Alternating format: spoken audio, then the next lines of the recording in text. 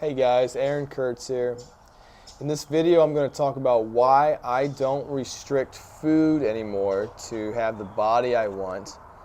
And then I'm going to show you a new method to get the same results and better than restricting through diets and that sort of way. Okay, I used to have, I'll start off.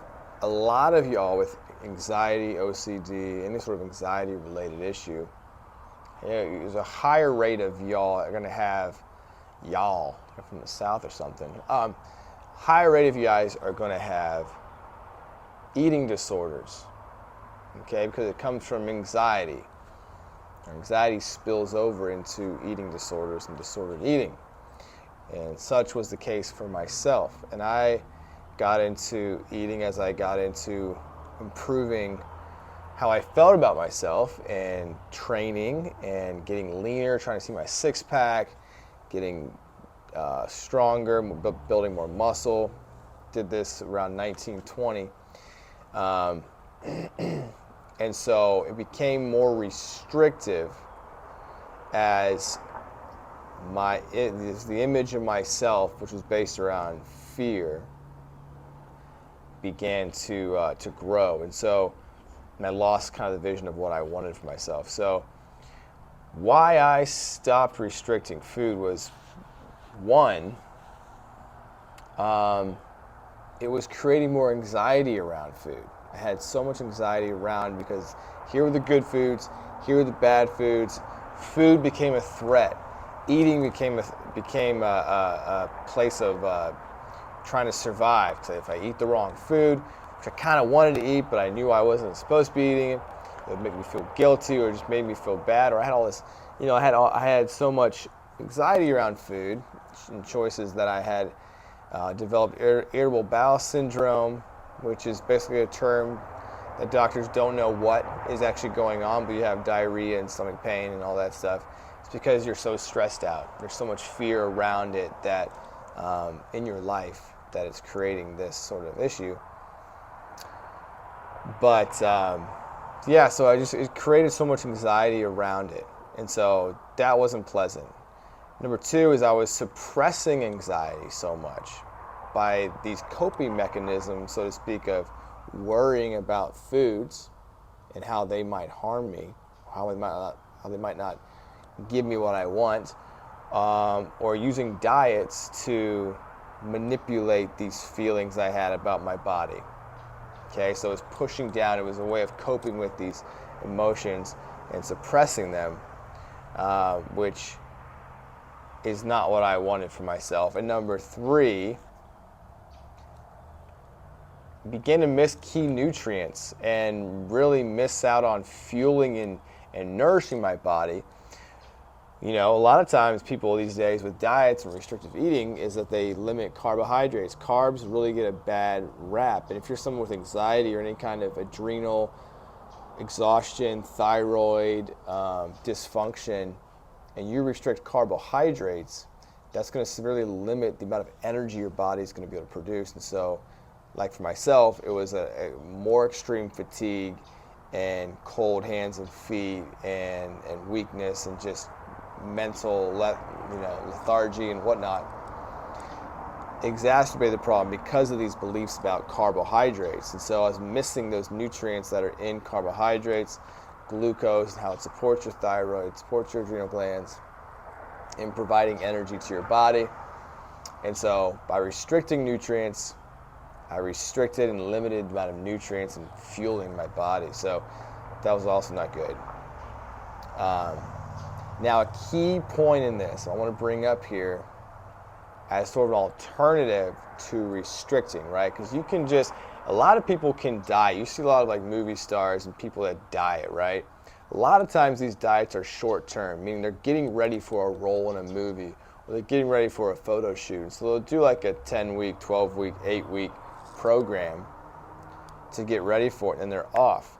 That's the only role that I see any kind of diet program serving is a short-term basis. If you try to do that for any length of time that's longer, you're going to increase your odds for an eating disorder. That's for anyone. Now, for someone with anxiety, it's a lot higher. So, just want to say that. Now, the path going forward, the easier route, the better route, the natural route, is to change the way you view yourself. A lot of our images, or the self-images we have of ourselves, are based from the past and are based in fear. And so our beliefs about food and why we started eating the way back when we started, maybe when you first started eating, trying to be healthy or trying to eat for fitness or what it was based out of fear. And so that obsessive sort of nature comes from that poor self-image of yourself. And so we can change that self-image. And we can change how the subconscious brain interacts with our environment and interacts with how we perceive food and cravings and motivation for eating foods we want to eat. That's a huge part. It's the part that no one really wants to talk about or knows how to talk about because it's unknown. But the subconscious, why we crave the foods we crave, is beyond your control. Your appetite, your ability to go without eating, your ability to stop eating when you want to stop eating, your ability to even sense when you're full, when you're hungry. They're largely ignored by people. But it comes from your subconscious runs all of that and can help you achieve the body you want. So you give yourself a new image of who you want, the body you want. Create an image of the body you want. And vivid detail, use that creative imagination to go over in detail how you want it to be. And then importantly, how it feels to be in that body, to have that body, and really experiencing it vividly through feeling. And your subconscious will get a different experience, a different image, a different belief about you, about yourself. And that will carry over into those automatic subconscious processes that go into why we do the things we do, that are so largely under the surface and hidden, that work against us. It's going to work for you now. It all starts with your imagination. You're setting a goal in your mind, setting the desire and dwelling on it every day. Morning and night, desire, feeling who you want to be, and not restricting the process, not trying to control it. You know, I eat as much food as I want. I eat whatever foods I want. And I eat whenever I want. And you might say, well, how does that help you at all? Well, it creates freedom for you to actually listen to your body and have your body tell you when it wants you to eat, what it wants you to eat, and how much of it wants you to eat. You know, it's the old thing of like, you know, if I gave you so much heroin right now and it said, oh, it's legal for you to use heroin. You can use as much as you want, you're not gonna get in trouble legally. Would you do this? You know, would you start doing heroin? Well, no, I wouldn't do heroin because I don't want that. It doesn't matter if it's legal or not, or cocaine. Like I don't want that in my life. I don't want that for my life. I wouldn't take that kind of a risk. It's the same way with eating and what we put in our bodies. We have this incoherence between our subconscious and conscious brains, what we really want and then what we actually really believe about ourselves. And so it's getting those to match up and then be able to make those choices based on what you want for yourself. But yeah, that freedom, allowing yourself to just eat what you want, getting rid of the judgments about food, the beliefs, limiting beliefs about food, and what is your body telling you it wants. And there's a trial period of letting yourself eat foods maybe you haven't eaten in a long time. And so there's a process there, and that will bring up certain emotions that you can then work through around how you feel about yourself when you eat certain foods like ice cream or pizza, or you eat it back-to-back nights. Maybe you had a rule you're only supposed to be eating pizza or ice cream once a week. You break the rules and bring up those emotions and feelings and be in that uncertain, uncomfortable place of anxiety. That's where you want to be. It's the moving away from that gets you stuck. It's going into the diets, the fixes to try to control that feeling. You want to be in that feeling, that place of uncertainty and anxiety. That's where the truth is. That's something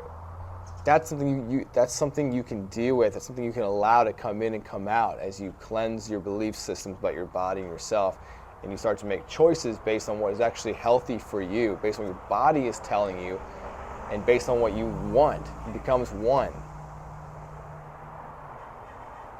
If any of this resonates, I'd love to hear from you in the comments below.